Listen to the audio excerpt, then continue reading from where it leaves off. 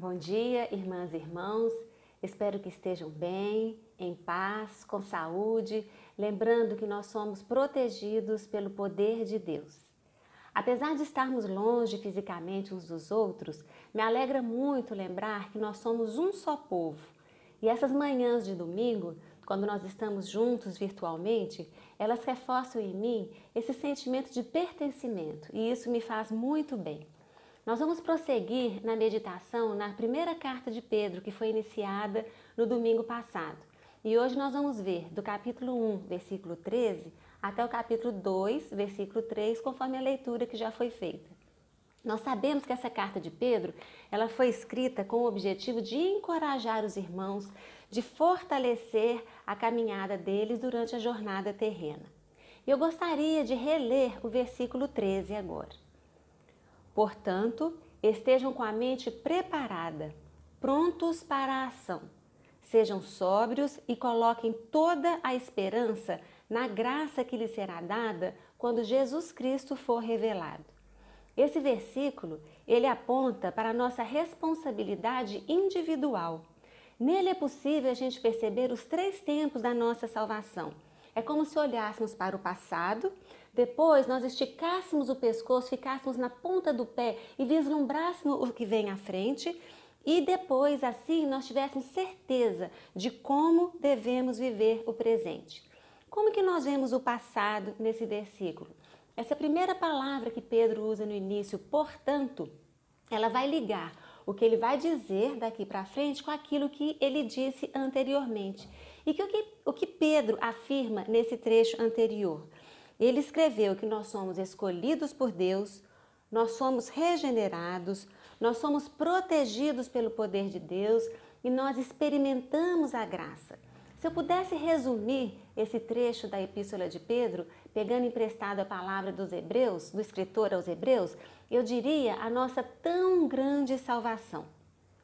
E como nós vemos agora o futuro nesse versículo 13?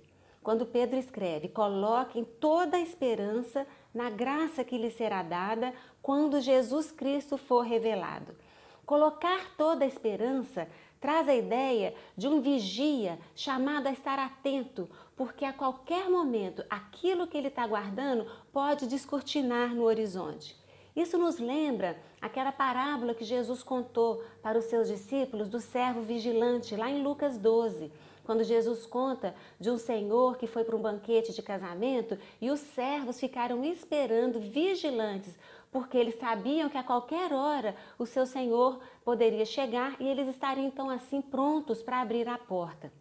E nós temos a promessa de que o nosso Senhor voltará. Então, assim pensando na nossa tão grande salvação e em quando Jesus Cristo for revelado, nós temos que pensar como viver o nosso presente. Tudo o que Deus fez por nós e a esperança que nos aguarda deveriam nos levar a ter uma conduta ajustada com o caráter daquele Deus que nos chamou. E o presente, o tempo em que estamos na nossa jornada terrena? Pedro nos chama, nesse versículo 13 nós lemos, a estar com uma mente preparada. Isso indica pensar no que foi dito e tirar conclusões apropriadas para a vida. Seria o equivalente a arregaçar as mangas para fazer algum serviço. Quando as mangas ficam nos atrapalhando, a gente arregaça as mangas para fazer aquele trabalho. Seria não ser dominado por pensamentos esvoaçantes, ficar pensando qualquer coisa de maneira solta, de maneira perdida. Então Pedro nos fala para estar com a mente preparada e também para estar prontos para agir, ou seja, estar no pleno domínio da nossa capacidade racional, levar a sério a realidade de Deus, estar alertas, ter um estilo de vida que mostre claramente que nós estamos fundamentados numa tão grande salvação e que também aguardamos a revelação de Jesus Cristo enquanto nós estamos na nossa jornada terrena. A maneira como nós pensamos, ela vai determinar as nossas ações. Eu proponho então que a nossa vida em Cristo e a esperança do seu retorno transformam a nossa maneira de viver. Nós vamos considerar 3 posturas coerentes com a graça que devemos desenvolver como seguidores de Jesus. A primeira postura está no capítulo 1, do versículo 14 até o 16. É obediência e santidade ao invés de amoldar-nos aos maus desejos de outrora. Ser chamado por Deus não é apenas desfrutar de um grande privilégio, mas é também assumir uma grande responsabilidade. Não nos amoldarmos pelos maus desejos de outrora que nos guiavam enquanto vivíamos na ignorância. Viver na ignorância é viver longe de Deus. Aquele tempo que nós estávamos longe de Deus é o tempo da ignorância. Antes, nesse tempo, nós seguíamos as nossas próprias inclinações naturais. Nós mesmos éramos as nossas referências. O que nos guiávamos? O padrão do mundo. Agora, não devemos seguir o esquema do mundo. Não devemos assumir a forma do molde que o mundo dá. Como Paulo escreveu para os romanos, quando ele fala: não se amoldem ao padrão deste mundo, mas transformem-se pela renovação da vossa mente. Essa é a maneira de experimentarmos a boa, perfeita e agradável vontade de Deus. E o esquema do mundo, ele é sutil. Nós precisamos do Espírito Santo para nos alertar. E então Pedro nos chama, por outro lado, a sermos santos, como Deus é santo. Nós devemos assumir o esquema de Deus, com tudo o que isso implica. Ou seja, sermos santos porque Deus, aquele que nos chamou, é santo. É um grande privilégio a gente pensar que Deus nos chamou, foi a iniciativa dele. Um Deus santo, ele chama pecadores para si mesmo pelo sangue de Jesus. E assim nós, pecadores, podemos nos dedicar a Deus, nós podemos ser purificados. Os santos, os chamados por Deus, são santificados na sua caminhada graciosamente pelo Espírito Santo. E é importante a gente lembrar que nenhum aspecto da nossa vida fica fora dessa questão da santidade, porque não é uma santidade que se expressa apenas na esfera religiosa, no momento que nós estamos num culto, lendo a Bíblia, numa reunião de oração. É uma santidade para ser expressa no dia a dia. O conceito equivocado da santidade, pessoas perfeitas, pessoas certinhas, pode nos afastar da realidade dessa verdade de sermos santos, pode nos desanimar. Então, a primeira postura é não nos amoldarmos pelos maus desejos, mas sermos santos, porque aquele que nos chamou é santo. Isso nos motiva a sermos santos. A segunda postura seria abandonar a maneira vazia de viver e portar-nos com temor, que está no capítulo 1, versículo 17 até o 1, 21. Abandonar definitivamente a maneira vazia de viver, que é segundo o mundo, para desenvolver um estilo de vida santo, dedicado a Deus e portar-nos com temor. Nós temos o privilégio de chamar de Pai. Nós chamamos Deus, o Criador desse universo. Isso sempre traz muita alegria para o meu coração, de pensar que Deus, o Criador, Ele é o meu Pai, Ele é o nosso Pai.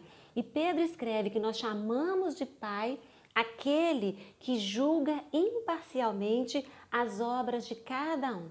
Isso fala da nossa responsabilidade pessoal com o que nós fazemos com a nossa vida, porque o mesmo Pai que nos ama é aquele Pai que nos corrige, que nos disciplina, que julga as obras de cada um. Nós temos que levar, quando Pedro fala do temor, nós temos que levar Deus a sério. Temer a Deus não é ter medo de Deus, de modo algum esse temor é aquele medo no sentido de pavor. Se nós quisermos usar a palavra medo, seria medo no sentido de não querermos desagradar a Deus. Igual quando nós temos um pai amoroso, que cuida de nós, que nos protege, nós não queremos desagradar esse pai. Então é o temor no sentido de ter medo de não querer desagradar e não um medo no sentido de pavor. É temor no sentido de levar a sério essa realidade de Deus. Esse temor, ele vai restringir os nossos desejos desenfreados e isso é saudável. Temer a Deus é viver comprometido com Deus e com o seu projeto. Pedro escreve que nós somos redimidos da nossa maneira vazia de viver pelo precioso sangue de Cristo. Isso não pode, de forma alguma, se tornar uma coisa comum para nós. Pedro lembra a seus leitores do precioso sangue de Cristo e que Deus o ressuscitou dos mortos. Nos lembrar disso nos faz crescer no temor, nos faz levar Deus a sério. E como que nós podemos demonstrar o nosso temor a Deus no dia a dia, nas nossas palavras, nas nossas ações? Em que nós estamos investindo a nossa vida? Como nós estamos nos relacionando com as pessoas? O valor da nossa redenção deve nos motivar a abandonar a nossa maneira vazia de viver e nos portar com temor. E a terceira postura, que está no capítulo 1, versículo 22, até o capítulo 2, versículo 3, que é livrar-nos de toda maldade e de todo engano e amar sinceramente uns aos outros. O padrão de relacionamento do mundo, maldade, engano, hipocrisia, inveja, toda espécie de maledicência, está ali no comecinho do capítulo 2, o primeiro versículo, é completamente diferente do padrão de Deus, que é amar sinceramente uns aos outros e de todo o coração. Por que que esse é o padrão? Porque nós fomos regenerados não de uma semente perecível, mas por meio da palavra de Deus que nos foi anunciada. Por isso é imperativo que a gente mude a referência no nosso modo de agir. Lá no início do capítulo 2, Pedro usa o verbo livrar-se. Esse livrar é despojar, traz a ideia de tirar vestimentas que estão contaminadas. Nesses dias a gente está entendendo bem disso, basta a gente ir na rua um pouquinho e quando a gente chega em casa, o que a gente quer fazer? A gente quer se livrar daquela roupa, tirar logo, ficar livre daquela roupa que pode estar contaminada com esse vírus. É nesse sentido que Pedro fala para nós nos livrarmos desse padrão do comportamento do mundo, da maldade, da inveja, da hipocrisia, como se a gente estivesse mesmo tirando uma vestimenta suja. Esse deve ser o nosso desejo, querer ficar livre dessa forma de se portar. Nós fomos resgatados do nosso individualismo, que é egoísta. Isso caracteriza a existência no pecado e agora nós devemos então amar sinceramente. Paulo, quando ele escreve para os Filipenses, ele fala para cada um cuidar não só dos seus próprios interesses, mas também daquilo que é dos outros. Então, por um lado, Pedro apresenta essa ideia da gente se livrar desse modo de agir de acordo com o mundo. E por outro lado, ele fala para a gente desejar ardentemente o leite espiritual puro que deve nos nutrir. Esse leite espiritual é a palavra de Deus, que já foi dito anteriormente, aquela palavra que permanece para sempre, a palavra que nos foi anunciada. Esse desejar ardentemente nos lembra aquele salmo, quando o salmista fala que assim como a corça anseia pelas águas, assim a minha alma anseia por ti, ó Deus. O nosso coração deve ser de ansiar, de desejar a Deus e a sua palavra, como a corça anseia pelas águas. E ao nos nutrirmos da palavra, nós vamos ser fortalecidos para amar sinceramente. Uma pessoa cheia da palavra de Deus, ela vai ter palavras de amor e não de ódio. Ela não vai ter ação de desprezo, ela vai ter ações de empatia, sentimentos de empatia, atitudes de amor em relação ao outro. Lembrando que amor, ele não é sentimento. Amor é uma atitude em direção ao outro.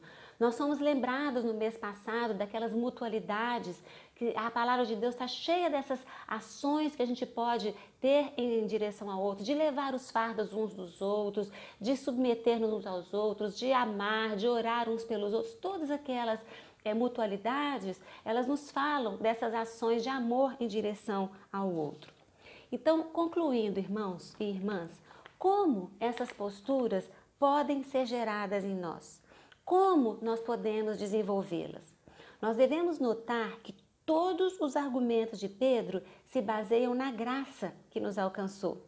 Quando ele fala ser santos, porque aquele que nos chamou é santo. Nós somos chamados, isso é graça. Portar-nos com temor, porque o valor da nossa redenção foi alto. Nós fomos redimidos, isso também é graça.